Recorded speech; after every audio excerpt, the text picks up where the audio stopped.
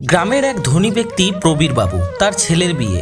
গোটা গ্রাম আলো আর আলো, হাজার হাজার লোকের ভিড়, বড় বড় গাড়ি, সবাই এসেছে খাওয়া দাওয়া করতে, ছবি তুলতে আর বড় ডিজে সেটআপে একটু কোমর দোলাতে। বিয়ে বাড়িটা খুব ভালোভাবেই কাটলো প্রবীর বাবুর। বিয়ের ঠিক কিছুদিন পরে প্রবীর বাবুর স্ট্রোক হয় এবং প্রবীর বাবু মারা যান।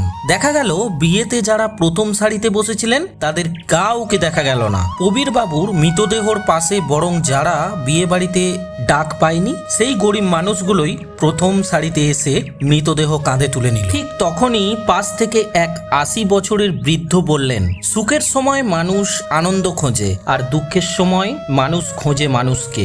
আর ভগবান শ্রীকৃষ্ণ যেন কানে কানে বলেন, যে শুধু আলোর পাশে থাকে সে সঙ্গী নয়, যে অন্ধকারে হাত ধরে সেই আপনার আপনজন। তাই মনে রাখবেন, বিয়ের ভিড় দেখলে গর্ব করবেন না, শ্মশানে কারা দাঁড়ায় সেটাই তোমার আসল সম্পদ। তাই দেরি না করে সবাই বলো রাধে রাধে, জয় শ্রীকৃষ্ণ।